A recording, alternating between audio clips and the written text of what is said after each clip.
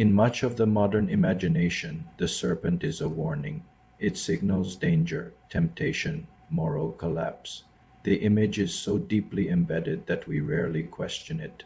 But tonight in this forest shrine, no one recoils. The python is not an intruder.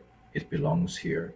A priestess lifts it gently. The congregation watches not with fear, but with recognition. In parts of Africa, the serpent is sacred, and that single reversal destabilizes centuries of inherited assumption. If you were raised inside a tradition shaped by Genesis, the serpent carries narrative weight. It represents disobedience, the fall, corruption entering the world. But what if that symbolism is culturally specific, not universal? Anthropology teaches us something uncomfortable. Symbols are not fixed, they are contextual. Across West and Central Africa, serpents have historically symbolized fertility and reproductive continuity, protection of territory, mediation between spiritual and material worlds, cosmic stability. This is not fringe belief, it is structurally embedded in multiple societies across vast geography. Which forces a harder question. Why does the serpent appear repeatedly across cultures that had limited historical contact with one another? Coincidence? Environmental familiarity? Psychological archetype? Or something embedded in how humans conceptualize power? Drums pulse in rhythmic intervals. The python's movement is slow, deliberate. It coils near the altar's center. There is no coercion, no spectacle, no frenzy. Ritual handling of pythons requires training, knowledge of the animal, respect for its behavior. This is not reckless mysticism, it is structured engagement. The word cult often appears in modern media to describe such practices. But academically, a cult is simply a system of devotion centered on a particular deity or sacred force. The serpent cults of West Africa were and are organized religious institutions. They have hierarchies, initiation processes, preserved oral theology. The framing matters because language determines legitimacy. Now the narrative deepens. In some traditions, the serpent is not just sacred. It is primordial. There are cosmologies in which a great serpent existed before structured creation. Its coils formed boundaries, its motion stabilized reality. Without it, the world would collapse into disorder. This is metaphysics, not superstition, not animal fetishization, metaphysics. The serpent becomes a structural principle embodiment of balance between opposing forces, and that philosophical depth reframes everything we saw in the shrine. The python is not being worshipped as an animal. It is venerated as a manifestation of cosmic order. But how does a forest cosmology become state power? How does a serpent move from shrine to throne? To answer that, we leave the forest and travel to Dahomey. Step into Benin, a city where history breathes through every wall and pathway. Here stands the sacred Python Temple, a testament to a belief system that has endured for centuries. In the heart of West Africa, within the former kingdom of Dahomey, a unique spiritual connection was forged, not with a god in human form, but with a serpent. This isn't just any snake. This is the royal python, an embodiment of the deity Den in Vodun, the traditional religion of this region. Dan is a powerful spirit, a life-giving force, and a symbol of continuity and wisdom. The temple, an unassuming earthen shrine, is their home. Inside, dozens of pythons rest peacefully, coiled on ledges or draped over wooden rafters. They are not feared. They are revered. They are family. For the people of Dahomey, the python wasn't merely an animal to be worshipped from afar. It was an integral part of their society, protected by the highest laws of the kingdom. Harming a python was unthinkable, a crime punishable by death. Why such a strict decree? Because the python's well-being was directly linked to the kingdom's prosperity and stability. They were seen as messengers of the spirit world, their presence a sign of divine favor. Imagine the scene. A priest, dressed in traditional Vodun attire, moves with deliberate grace. He offers food and water not as one feeding an animal, but as a servant attending a divine master. Devotees come to seek blessings, to ask for guidance, or to give thanks.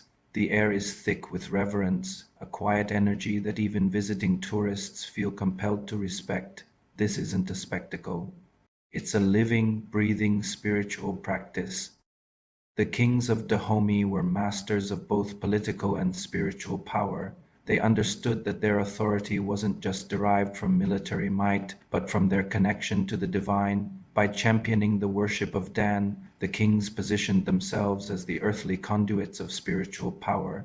They weren't just rulers, they were the chief priests of their kingdom. This fusion of state and religion created an incredibly stable and powerful society. Legends abound of serpents guiding kings to victory in battle or revealing hidden truths. These stories weren't just myths. They were state-sanctioned narratives that reinforced the king's divine right to rule. The python became a symbol of the monarchy itself, wise, powerful, and eternal. Every ritual performed at the temple, every law protecting the serpents, was a thread in the intricate tapestry of Dahomeyan political theology. The king's power was legitimized by the python, and the python's sanctity was enforced by the king. But this profound spiritual system was deeply misunderstood by outsiders. When French colonizers arrived in the 19th century, they brought with them a worldview that had no frame of reference for serpent veneration. Through the lens of their own religious traditions, they saw the reverence for the python not as a sophisticated spiritual practice, but as something sinister. To them, the serpent was a symbol of temptation and evil, an echo of the serpent in the Garden of Eden. This colonial misreading was catastrophic. They labeled Vodun and the worship of Dan as devil worship. They failed to see Dan as a creator spirit, a force of life and cosmic balance. Instead, they saw only a pagan cult, something to be suppressed and eradicated. This interpretation wasn't just an innocent mistake.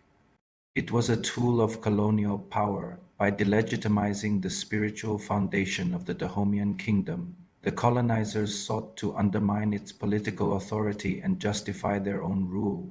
They were not just conquering a land, they were attempting to conquer a belief system, yet they missed the true essence of the ceremony. They missed the climax of the ritual, where Dan is invoked not as a simple snake, but as the cosmic rainbow serpent. In this powerful invocation, Dan is envisioned as a colossal being arching across the sky, biting its own tail to form a perfect circle that encircles the entire world. This is not a symbol of evil, it is a symbol of wholeness, of eternity, and of the interconnectedness of all life. It represents the universe held in a perfect, self-sustaining balance. The very deity they demonized was, in fact, a representation of cosmic order and creation. The story of the python in Dahomey is a powerful reminder of how spiritual authority can shape a nation and how cultural misunderstandings can attempt to break it. But Dahomey was not alone in its reverence for the serpent. Across the vast continent of Africa, from the Nile Valley to the Congo Basin, serpents held immense power, symbolizing everything from creation and royalty to healing and guardianship. But where else did the serpent rule? And what other forms did its power take? The story continues far beyond the walls of this temple in Ouida. Step into Ouida, Benin, a city where history breathes through every wall and pathway. Here stands the sacred Python Temple, a testament to a belief system that has endured for centuries. In the heart of West Africa, within the former kingdom of Dahomey, a unique spiritual connection was forged, not with a god in human form, but with a serpent. This isn't just any snake. This is the royal python, an embodiment of the deity Dan in Vodun, the traditional religion of this region. Dan is a powerful spirit, a life-giving force, and a symbol of continuity and wisdom. The temple, an unassuming earthen shrine, is their home. Inside, dozens of pythons rest peacefully, coiled on ledges or draped over wooden rafters. They are not feared. They are revered. They are family. For the people of Dahomey, the python wasn't merely an animal to be worshipped from afar. It was an integral part of their society, protected by the highest laws of the kingdom. Harming a python was unthinkable, a crime punishable by death. Why such a strict decree? Because the python's well-being was directly linked to the kingdom's prosperity and stability. They were seen as messengers of the spirit world, their presence a sign of divine favor. Imagine the scene: a priest, dressed in traditional Vodun attire, moves with deliberate grace. He offers food and water, not as one feeding an animal, but as a servant attending a divine master. Devotees come to seek blessings, to ask for guidance, or to give thanks. The air is thick with reverence, a quiet energy that even visiting tourists feel compelled to respect. This isn't a spectacle. It's a living, breathing spiritual practice. The kings of Dahomey were masters of both political and spiritual power. They understood that their authority wasn't just derived from military might, but from their connection to the divine. By championing the worship of Dan, the kings positioned themselves as the earthly conduits of spiritual power. They weren't just rulers, they were the chief priests of their kingdom. This fusion of state and religion created an incredibly stable and powerful society. Legends abound of serpents guiding kings to victory in battle or revealing hidden truths. These stories weren't just myths. They were state-sanctioned narratives that reinforced the king's divine right to rule. The python became a symbol of the monarchy itself, wise, powerful, and eternal. Every ritual performed at the temple, every law protecting the serpents, was a thread in the intricate tapestry of Dahomeyan political theology. The king's power was legitimized by the python, and the python's sanctity was enforced by the king. But this profound spiritual system was deeply misunderstood by outsiders.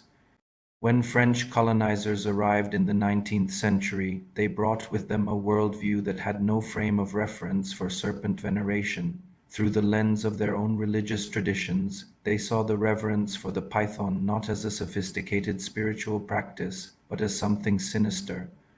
To them, the serpent was a symbol of temptation and evil, an echo of the serpent in the Garden of Eden. This colonial misreading was catastrophic. They labeled Vodun and the worship of Dan as devil worship. They failed to see Dan as a creator spirit, a force of life and cosmic balance. Instead, they saw only a pagan cult, something to be suppressed and eradicated. This interpretation wasn't just an innocent mistake. It was a tool of colonial power. By delegitimizing the spiritual foundation of the Dahomeyan kingdom, the colonizers sought to undermine its political authority and justify their own rule. They were not just conquering a land, they were attempting to conquer a belief system, yet they missed the true essence of the ceremony. They missed the climax of the ritual, where Dan is invoked not as a simple snake, but as the cosmic rainbow serpent. In this powerful invocation, Dan is envisioned as a colossal being arching across the sky, biting its own tail to form a perfect circle that encircles the entire world. This is not a symbol of evil, it is a symbol of wholeness, of eternity, and of the interconnectedness of all life. It represents the universe held in a perfect, self-sustaining balance. The very deity they demonized was, in fact, a representation of cosmic order and creation. The story of the python in Dahomey is a powerful reminder of how spiritual authority can shape a nation and how cultural misunderstandings can attempt to break it. But Dahomey was not alone in its reverence for the serpent. Across the vast continent of Africa, from the Nile Valley to the Congo Basin, serpents held immense power, symbolizing everything from creation and royalty to healing and guardianship. But where else did the serpent rule? And what other forms did its power take? The story continues far beyond the walls of this temple in Ouida. Deep within the forests of West and Central Africa, a rhythm echoes through the night. It's the sound of drums, a heartbeat calling to those who are ready. Imagine hidden clearings, flickering torches casting long shadows on masked figures. This isn't just a gathering, it's an initiation. Tonight we are pulling back the veil on one of history's most enigmatic and misunderstood organizations, the secret Serpent societies. For centuries, whispers and rumors have surrounded these groups. They were said to hold clandestine meetings in secluded forest lodges, their members bound by powerful oaths. At the center of it all were the masked elders, guardians of ancient traditions, their identities concealed behind elaborate carvings. To the outside world, they were a source of fear and speculation. What really happened in those night ceremonies? Were these societies political power brokers operating in the shadows?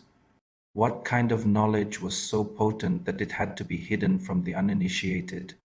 Let's step into the shoes of a young initiate. You've been chosen. You've left your old life behind, guided into the deep forest, away from the familiar sounds of your village. The air is thick with anticipation and a controlled, almost electric tension. Drummers beat a complex, hypnotic rhythm that seems to vibrate in your very bones. Other initiates stand with you, their faces a mixture of awe and apprehension. Observers, full members of the society, watch from the periphery, their masked faces unreadable. You are on the threshold of a profound transformation, about to enter a world that exists parallel to the one you know. The initiation rites begin. These are not simple ceremonies. They are grueling tests of physical endurance, mental fortitude, and unwavering loyalty. You might be asked to perform difficult tasks, to recite complex oral histories, or to endure trials that push you to your absolute limit. Every challenge is designed to strip away your former self, to break you down so you can be rebuilt. Oaths are sworn, their words heavy with consequence. You pledge secrecy, loyalty to the society, and obedience to its elders. Breaking this vow is unthinkable. As you pass each stage, you are brought deeper into the fold, and the layers of secrecy begin to peel away. Slowly, painstakingly, the sacred knowledge is transmitted. This isn't information you can find in a book. It's a living wisdom passed down through generations. You learn about the natural world in a way you never imagined: the medicinal properties of plants, the language of the stars, the behavior of animals. You learn about history, not as a collection of dates, but as a chain of spiritual events that connects your ancestors to the present moment. And you learn about the serpent. The serpent is the central symbol, the key to understanding everything. But what does it represent? In many cultures, the serpent is seen as a symbol of chaos, deception, or danger, and this is where the biggest misconception about these societies lies. We've been led to believe they were cults dealing in dark arts, a force of disruption. But now here comes the twist, as the initiate is brought deeper into the sanctum, a profound truth is revealed. Many of these serpent societies were not about creating chaos. They were the very foundation of social order. In many communities, these organizations served as the judiciary and the government. They were the regulators of morality, the enforcers of law. When a crime was committed, when a dispute arose between families, it was the masked members of the Serpent Society who would emerge from the forest to deliver justice. Their anonymity ensured impartiality. They were not seen as individuals with personal biases, but as conduits for ancestral wisdom and cosmic law. Their authority was absolute because it was seen as spiritual, not political. They maintained balance, ensured fairness, and held the community together. They were the hidden spine that supported the body of society. The fear they inspired was not the fear of random violence, but the awe of an unyielding, incorruptible justice. The climax of the initiation is a powerful, symbolic rebirth. The initiate might crawl through a tunnel constructed to resemble the body of a snake, emerging from the other side into the light. This act represents shedding the old skin of ignorance and being reborn into a new life of wisdom and responsibility. The serpent's ability to shed its skin is a potent metaphor for transformation, renewal, and the cyclical nature of life and death. The initiate is no longer the person who entered the forest. They are now a guardian of the balance, a keeper of the order. They understand now that the serpents were not chaos, they were order. With this new understanding, the world looks different. The knowledge they've gained isn't just for them, it's for the good of the entire community, and a huge part of this knowledge relates to healing. The serpent, whose venom can kill, also provides the key to the antidote. This duality is central. Serpent societies were often masters of medicine. They understood the intricate balance of the human body and its connection to the spiritual world. Their pharmacopoeia was vast, built on centuries of observation and oral tradition. They knew which leaves could break a fever, which roots could soothe pain, and which barks could mend wounds. The healing traditions extended beyond the physical. They were psychologists, counselors, and spiritual guides. They understood trauma and knew how to restore a person's spiritual balance. If someone in the community was suffering from a deep grief or a persistent anxiety, the elders of the society would guide them through rituals designed to cleanse the spirit and restore harmony. They believed that illness was not just a physical affliction, but a sign of imbalance between the individual, the community, and the natural world. Their role was to diagnose the root of this imbalance and facilitate a return to wholeness. So the image of the fearsome, shadowy cult begins to dissolve. In its place, we see a complex, sophisticated institution that played a vital role in the health and stability of its community. They were the lawmakers, the judges, the historians, the doctors, and the priests, all hidden behind the mask of the serpent. They remind us that the things we fear are often the things we simply don't understand. The serpent wasn't a monster hiding in the dark. It was a symbol of the profound, cyclical, and life-giving power that maintains order in the universe, a power that for centuries was carefully and responsibly wielded from the heart of the African forests. We have explored the serpent as a guardian of sacred places, but their story is far more complex. Now we delve into one of the most fascinating and paradoxical roles of the serpent, the master of both poison and cure. Across countless cultures, from the jungles of the Amazon to the ancient temples of Greece, traditional healers have looked to the serpent for wisdom. Why? Because they understood something profound. The venom that can take a life is also the key to saving one. This isn't just folklore. Modern medicine confirms it. Many life-saving drugs today are derived from the complex proteins found in snake venom, used to treat heart conditions, blood clots, and even chronic pain. The serpent's venom wasn't just seen as a substance. It was a symbol of immense, concentrated power. It represented a force of nature that had to be respected, understood, and carefully controlled. Think of it like fire uncontrolled, it brings destruction. Harnessed, it provides warmth and light. For ancient healers, handling venom was the ultimate test of knowledge and skill. It was a sacred dance with danger, where a single misstep could be fatal. The ability to transform this deadly poison into a life-giving remedy was the mark of a true master. This duality is perfectly captured in the rod of Asclepius, the symbol of medicine we still see today, a single serpent coiled around a staff. Asclepius was the Greek god of healing, and his story tells of him learning the secrets of life and death from a serpent. The serpent on his staff isn't a threat.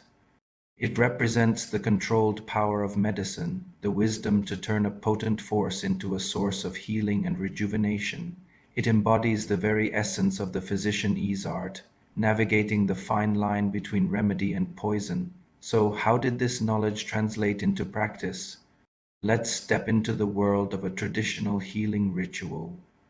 Imagine a village shaman, someone who has spent a lifetime studying the forest and its creatures. They are called upon to treat an ailment that baffles everyone else. The shaman doesn't just administer a cure, they perform a ceremony. The process might involve chants, dances, and invoking the spirit of the serpent. The venom, if used, would be prepared with extreme care, diluted and mixed with sacred herbs, its lethality neutralized and transformed. This wasn't just about chemical reactions. It was about channeling the serpent's symbolic power. The shedding of its skin represented renewal and rebirth for the patient. Its venom represented the potent force needed to purge the disease from the body. The ritual itself was a psychological journey for the patient, a powerful display of the healer's control over the forces of nature, instilling a profound sense of hope and belief in the cure. The climax of the ritual wasn't just the physical healing. It was a spiritual restoration, with the serpent as the guide through the shadows of sickness and back into the light of health. This belief in venom as a source of controlled power shows a deep understanding of nature's delicate balance. It teaches us that the most powerful things are often dual-natured, and true wisdom lies in knowing how to wield them for good. But serpents were also feared. Their silent, deadly strike and potent venom made them symbols of sudden death and hidden danger. While healers saw the potential for life within the venom, others saw only its destructive force. This deep-seated fear is just as much a part of the serpent's story as its healing power. In our next chapter, we'll confront this darker side, exploring the serpent as a monster, a tempter, and an agent of chaos. The duality deepens. Now we're venturing into the darker, more forbidden territories of the serpent narrative: fear, taboo, and sacrifice. For many cultures, serpents weren't just symbols of life or wisdom. They were objects of profound fear and respect, embodying forces that were too powerful, too dangerous to be treated lightly. This led to the creation of complex taboos, rules, and prohibitions designed to manage this sacred power. Think about it. Don't point at a rainbow. Don't whistle at night. Similarly, many societies had strict rules about serpents. You couldn't kill them, speak their name after dark, or even look at them directly in certain contexts. Breaking these taboos wasn't just bad luck. It was seen as inviting chaos, sickness, or disaster upon your entire community. This deep-seated fear and respect is the key to understanding why serpents became central figures in some of the most dramatic rituals known to humanity. Sacrificial rites. When we hear the word sacrifice connected to ancient serpent cults, our minds often jump to dramatic, Hollywood-style scenes. And while animal sacrifice was indeed a part of some serpent rituals, the concept is far more nuanced. Often, sacrifice wasn't about appeasement through death, but about offering. It could be an offering of food, like milk and honey, left at a sacred grove believed to be inhabited by a serpent deity.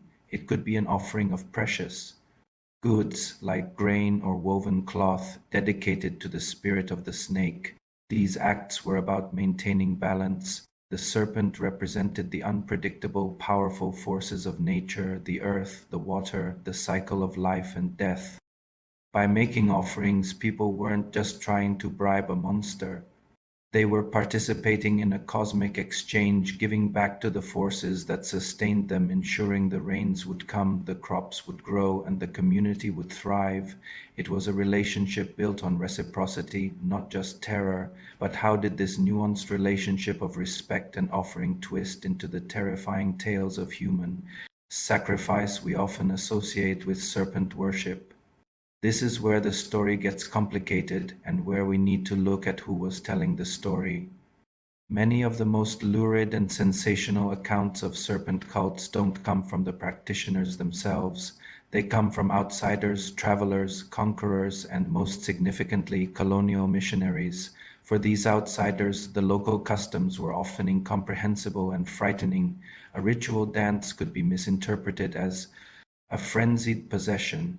An offering of food could be seen as worship of a demonic creature, and the powerful symbolism of the serpent, a creature already demonized in their own Abrahamic traditions as the tempter in Eden, made it an easy target for condemnation. Let's take a closer look at these misinterpretations. Imagine a missionary arriving in a community in West Africa, for example, where a python is revered as an ancestor spirit or a guardian of the village. They see people leaving gifts for the snake, speaking to it, and treating it with a reverence they believe should only be reserved for God. From their perspective, this is idolatry, devil worship. So when they write letters or reports back home, they don't describe a complex system of ancestor veneration. They describe a heathen cult that worships a monstrous snake. They might hear a local legend about a time of great famine when a hero gave their life to the river spirit symbolized by a serpent to save their people. To the missionary, this isn't a story of self-sacrifice and community survival. It's evidence of barbaric human sacrifice to a snake god. This brings us to a crucial twist in our story. While some form of ritual killing may have occurred in isolated instances across human history, many of the most famous accounts of human sacrifice to serpent deities were heavily exaggerated, sensationalized, or even fabricated by missionaries and colonial officials. Why? It served a purpose. Painting indigenous peoples as savage, bloodthirsty cultists justified the colonial project. It framed colonization not as an act of conquest and exploitation, but as a civilizing mission, a righteous quest to save the souls of the unenlightened from their own brutal traditions. Describing a cult of the serpent that demanded human victims was a powerful propaganda tool. It created a moral imperative to intervene, to dismantle the local culture, and to replace it with Western religion and values. The serpent, once a symbol of life, earth, and ancestral wisdom, was systematically demonized. It became exhibit. In the case against native religions, its story rewritten by outsiders to serve an agenda of control. This colonial reshaping of the serpent narrative had devastating and long-lasting consequences. It wasn't just about misrepresenting a few rituals. It was a fundamental attack on the worldview of entire cultures. When you take away a people's sacred symbols, you take away their connection to their history, their land, and their ancestors. The serpent, which had for millennia represented the cyclical nature of life, the healing power of the earth, and the wisdom of the cosmos, was transformed into a symbol of evil and backwardness. Indigenous spiritual leaders were persecuted, sacred sites were destroyed, and generations grew up taught to be ashamed of the very beliefs that had guided their ancestors. The complex, multifaceted serpent of mythology was flattened into the one-dimensional villain of colonial reports, and it's this flattened, monstrous version that has largely dominated the Western imagination ever since. Serpent traditions were not universally accessible. Certain rituals were seasonal. Some were restricted by gender, lineage, or rank. Taboo served a structural function. It preserved potency by limiting exposure. Anthropologically, taboo is a regulatory device protecting sacred force from casual consumption. But colonial observers often lacked this interpretive framework. When missionaries documented restricted ceremonies, they focused on what appeared shocking: sacrificial imagery, nighttime rites. Possession states, such descriptions, stripped of cosmological context, became tools of moral indictment. It is important to be precise. Sacrifice did exist in some ritual systems, but sacrifice within these cosmologies symbolized exchange, not cruelty. Life returned to life, energy rebalanced. Yet European audiences consumed missionary accounts without context. The serpent's image darkened from equilibrium to evil. Once serpent symbolism was equated with satanic imagery, suppression became inevitable. Religious competition hardened into policy. Spiritual pluralism collapsed under colonial theology, and so began a collision of cosmologies, European missionary accounts frequently framed serpent veneration through a biblical interpretive grid. In 1861, missionary Francesco Borgaro described Dahomeyan religion as fetishism of the most degrading kind, but anthropologist Suzanne Preston Blyer later challenged these interpretations. What missionaries dismissed as fetish objects were in fact complex symbolic nodes within a coherent cosmological system. Suzanne Preston Blyer, African Vodun, Art, Psychology, and Power 1995. Bleyer's work emphasizes that so-called fetish objects were understood locally as points of spiritual concentration, not idols of superstition. Sacrifice, frequently sensationalized, must also be contextualized. In Dahomey, royal ceremonies did involve sacrifice, especially during the annual customs festival, but historians such as Ednebe caution against exaggeration. European accounts often amplified the scale of sacrifice in order to justify intervention. Ednebe, Wives of the Leopard 1998. The Serpent's association with such ceremonies further darkened its colonial image, yet internally, sacrifice symbolized reciprocal exchange between spiritual and material realms. Without contextual literacy, observers misread symbolic language as literal barbarity. The fear of the serpent became intertwined with the fear of the other, the savage, the uncivilized. But as we've seen, the original story was so much richer, so much more profound. So as we untangle these threads, we see that the story of serpent worship is not just about ancient beliefs. It's a story about power, perspective, and the politics of who gets to write history. The fear associated with serpents was real, but it was a sacred fear, a form of respect for the untamable forces of nature. The sacrifices were often offerings, acts of reciprocity within a balanced cosmic system. The lurid tales of bloodthirsty cults tell us far more about the biases and motivations of the colonial observers than they do about the people they were observing. By stripping away these layers of propaganda, we can begin to see the serpent, not as a monster to be slain, but as a powerful ancient symbol whose true meaning was deliberately buried. We are now beginning to uncover it once more. It's a heavy topic, but a crucial one for understanding how these ancient symbols still affect us today. Now we'll look at the serpent's final transformation in the modern world. Have you ever wondered why the serpent, a symbol of life and divinity for centuries, is so often seen as a symbol of evil today? The story of how this happened is a dramatic tale of cultural collision, colonial power, and the incredible resilience of belief. Our journey takes us to the kingdom of Dahomey in what is now modern-day Benin during the late 19th century. For the people of Dahomey, the serpent, particularly the python, was a sacred creature. It was a deity, a creator, a symbol of life, healing, and continuity. The most important serpent deity, Dan, was revered as the force that holds the universe together, a cosmic, life-giving rainbow serpent. Elaborate temples were built in its honor, and vibrant public ceremonies celebrated its power. But this was all about to change. In the late 1800s, the world was being carved up by European powers. France, with its expanding colonial ambitions, set its sights on Dahomey. After a series of brutal wars between 1892 and 1894, the kingdom fell and French colonial rule was established. This military conquest wasn't just about controlling land and resources. It brought with it a powerful new force, Christian missionaries armed with their own unwavering faith. These missionaries arrived in Dahomey and were confronted with a spiritual landscape completely alien to them. When they saw the reverence for the serpent, they didn't see a complex cosmology or a symbol of life through the lens of their own beliefs, particularly the story of the Garden of Eden. They saw only one thing: paganism. The serpent to them was a symbol of temptation, of deception, of the devil himself.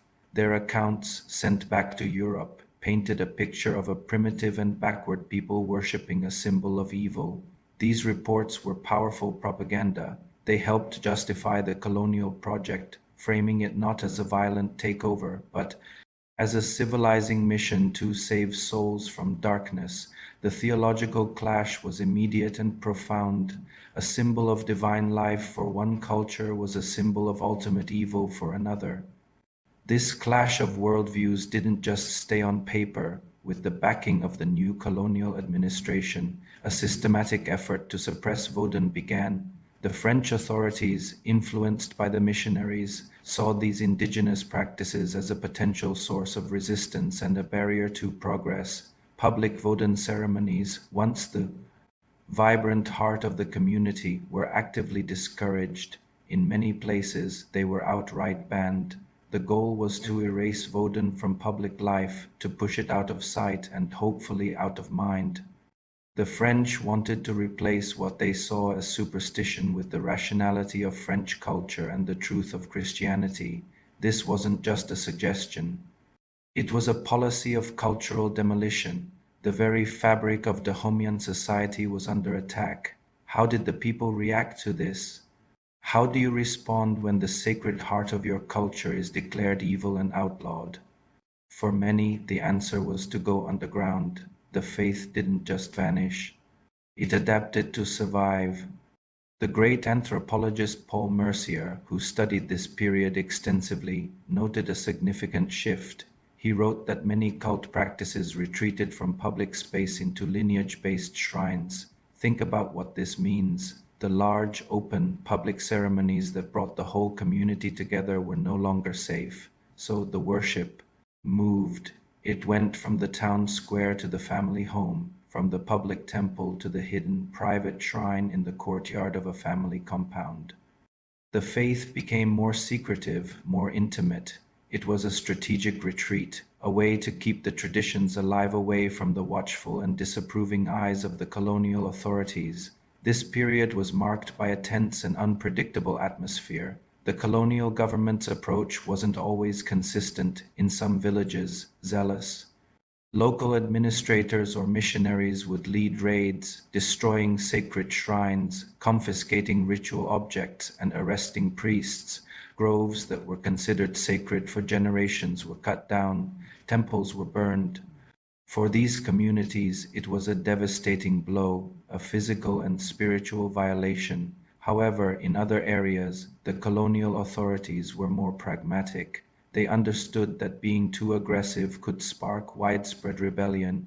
A full-scale war on the local religion could make the colony ungovernable. So, in these places, a quiet tolerance was practiced. As long as the ceremonies were kept discreet and didn't challenge French authority openly, the officials might look the other way. This created a strange and uneven landscape of suppression, where a shrine might be destroyed in one village while another, just a few miles away, was left alone. But while the physical suppression was inconsistent, the ideological attack was constant and relentless. The most powerful weapon in the colonial arsenal wasn't the gun. It was the school. The new French colonial education system was designed to create a new generation of Africans who thought, acted, and believed like the French. In these schools, children were taught that their ancestral beliefs were nothing more than superstition. They were told that the serpent, their sacred Dan, was a symbol of paganism and moral backwardness. The complex theology of Vodun was flattened, distorted, and presented as devil worship. Generations of children were educated to feel shame about their own heritage, to see their parents' and grandparents' faith as something primitive that needed to be left behind. This was a profound reshaping of meaning. It wasn't just about banning ceremonies. It was about changing the very way people understood the world and their place in it. The serpent, once a symbol of cosmic order and life, was systematically reframed as a symbol of chaos and evil.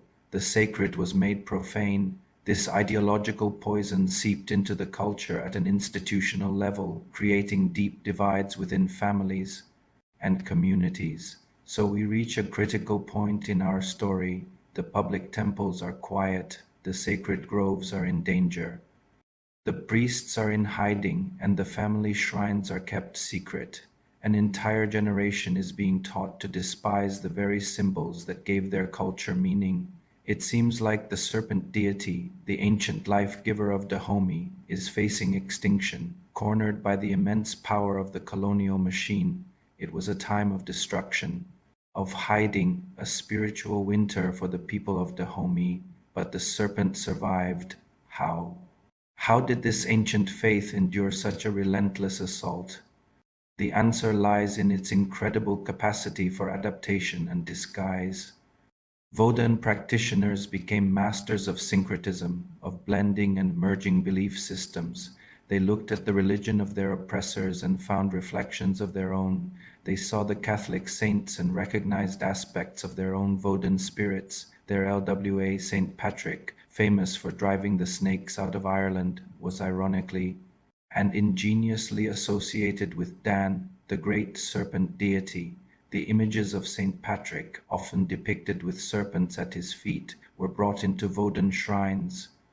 To the outsider, it looked like a conversion to Catholicism. A priest might see an image of Saint Patrick and be pleased, but for the practitioner, that image was a mask. Behind the face of the Catholic saint, they were still venerating their serpent god Dan. This was a brilliant act of spiritual camouflage. It allowed them to practice their faith in plain sight. They would attend Catholic Mass, but in the litanies of the saints, they would be secretly calling out to their LWA. They used the language, symbols, and rituals of the colonizer as a shield to protect the heart of their own beliefs. The serpent didn't die. It simply learned to wear a mask. This spiritual genius for survival ensured that the traditions, though battered and transformed, would be passed down to the next generation. The roots of the faith ran too deep to be pulled out so easily. The serpent, the ultimate symbol of life and rebirth, proved that it could not be destroyed. It shed its old skin and found a new way to live. From the shores of West Africa to the mountains of Haiti, a powerful spirit crossed the Atlantic, not in chains, but in the hearts and souls of those who were enslaved. This is the story of Damballa, the serpent deity, and how his enduring presence shaped a nation's fight for freedom. The transatlantic slave trade was a brutal chapter in human history, tearing millions from their homes. But while bodies could be bound, spirits could not. Among the Yoruba, Fon, and Congo peoples forced onto slave ships, the reverence for the serpent deity, a symbol of life, wisdom, and continuity, traveled with them. This ancient power would find a new home and a new name in the Caribbean, Damballa, in the nascent colony of Saint Domingue, which would later become Haiti. The conditions were beyond harsh. The French colonial system was designed to crush not just the body, but the spirit. Enslaved Africans were forbidden from practicing their ancestral religions and were forcibly converted to Catholicism. Yet, in secret, they kept their traditions alive. They ingeniously blended their own spiritual figures with the Catholic saints forced upon them. This process, known as syncretism, was not a surrender, but a brilliant act of cultural survival. It was a camouflage, a way to worship their own deities right under the noses of their oppressors. Damballa, the great serpent, found his counterpart in Saint Patrick. Why Saint Patrick?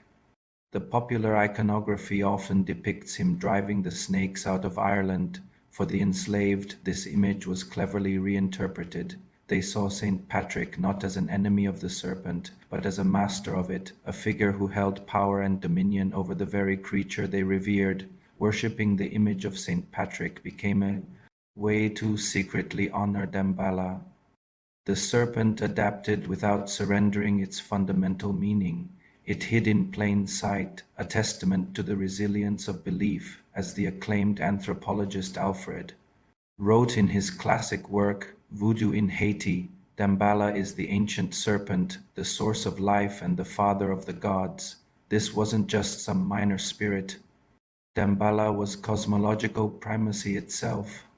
He represents the primordial, the creative force that connects heaven and earth. His symbol is the snake, not as a figure of evil as in some Western traditions, but as a being of immense purity, wisdom, and generative power. His color is white, symbolizing the coolness, clarity, and peace he brings. Offerings to him often include white foods like eggs, flour, and milk, reflecting his pure nature. During Voodoo ceremonies, a person possessed by Damballa often moves in a serpentine manner, hissing and slithering on the ground, unable to speak, embodying the pre-verbal primal energy of the serpent. This spiritual resilience wasn't just a private comfort. It became the wellspring of political revolution. By the late 18th century, the simmering cauldron of Saint Domingue was about to boil over. The brutality of slavery, combined with the revolutionary ideals spreading from France, created a volatile mix, and it was Vodun that provided the spark. In August of 1791, a pivotal event took place, one that has been both mythologized and historically documented. The ceremony at Bois Cayman, on a stormy night deep in the woods, a group of enslaved people gathered, led by a priestess named Fatiman and a leader named Dati Boutman. They conducted a Vodun ritual. They swore an oath, sealed in blood, to fight for their freedom. While the exact spirits invoked are debated, the ceremony represented the fusion of spiritual power and political resistance. It was a declaration that their gods, the very spirits who had crossed the Atlantic with them, were on the side of liberation. Damballa, the father of the gods, was undoubtedly a presence in this spiritual mobilization, his energy weaving through the collective will for freedom. The Haitian Revolution that followed was a grueling 13-year struggle. It was a war fought against impossible odds, against the French, the Spanish, and the British, and it was the only successful slave revolt in history to lead to the founding of an independent nation. Throughout the war, Vodun ceremonies continued to be a source of unity, strategy, and courage for the revolutionaries. The spirits, or LWA, were not distant gods but active participants in the struggle. As anthropologist Karen McCarthy Brown observed, Vodun spirits are not demons but relational presences embedded in a moral community. They were family, ancestors, and guides who fought alongside their people. After Haiti declared its independence in 1804, Vodun did not disappear. It became deeply ingrained in the fabric of Haitian culture and identity. Damballa, the serpent who had traveled across an ocean, survived the horrors of slavery, and fueled a revolution, retained his place of honor. He stands as a powerful symbol of endurance. His journey from Africa to Haiti is a story of how a belief system can be a tool of resistance, a shield against cultural annihilation, and a source of unbreakable strength. The serpent deity, once worshipped in the ancient kingdoms of Africa, found a new expression in the vibrant ceremonies of Haitian Vodun. Some would say that he wrapped himself in the cloak of a Catholic saint to survive, then shed that skin to help inspire a revolution. The story of Damballa is the story of Haiti itself, a story of adaptation, resilience, and the unquenchable spirit of freedom. The serpent adapts, but its essence, its power, and its connection to the source of life remains eternal. How does an ancient belief system not just survive, but thrive in the 21st century? Let's find out. Picture this. It's January 10th in Benin. The air is electric, filled with drumming, singing, and a profound sense of shared identity. This is National Vodun Day, a public holiday and a massive countrywide festival since 1996, when President Matthew officially recognized Vodun as a national religion. This day has become a powerful symbol of cultural pride and reclamation. For centuries, colonial powers tried to suppress Vodun, labeling it as primitive or evil. They systematically demonized its practices and tried to erase its influence, but the spirit of Vodun was never broken. The establishment of a national holiday wasn't just a political move. It was a declaration. It was in telling the world, and more importantly, telling itself, that its ancestral heritage is a source of strength and unity, not shame. The brilliant anthropologist Birgit Meyer put it perfectly. She said that this post-colonial recognition of indigenous religion isn't about reviving something that was lost. Instead, it's a renegotiation of cultural authority. Think about what that means. It's about taking back the narrative, about deciding for themselves what is sacred, what is valuable, and how their own history should be told and celebrated. It's a powerful shift from being defined by outsiders to defining oneself. And nowhere is this living tradition more visible than in the city of Ouida. This historic port, once a center of the transatlantic slave trade, is now a major center for Vodun pilgrimage. Here, ancient temples are not relics behind glass in a museum. They are active, breathing centers of community and spiritual life. The most famous of these is the Python Temple. Imagine walking through the streets of a modern city and coming across a temple dedicated to the sacred serpent. Inside, dozens of royal pythons are revered, cared for by priests who carry on rituals passed down through countless generations. This isn't a tourist attraction put on for show. It's a site of continuous, uninterrupted worship that can be traced back for centuries. The very existence of the Python temple today challenges the old colonial narrative that these traditions would simply disappear with the arrival of modernity or Christianity. It shows an incredible resilience, a strength that is woven into the very fabric of the cosmology itself. The beliefs, the rituals, the respect for nature and ancestors, these things provided a foundation so strong that it could withstand immense pressure. The serpent, once a symbol that colonizers tried to associate with evil, is now honored openly in a modern state. It's a symbol of life, regeneration, and wisdom.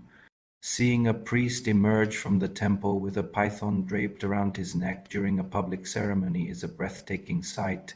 It's a moment where the ancient and the modern collide, not in conflict, but in a beautiful, dynamic harmony. It's a testament to the fact that tradition isn't static.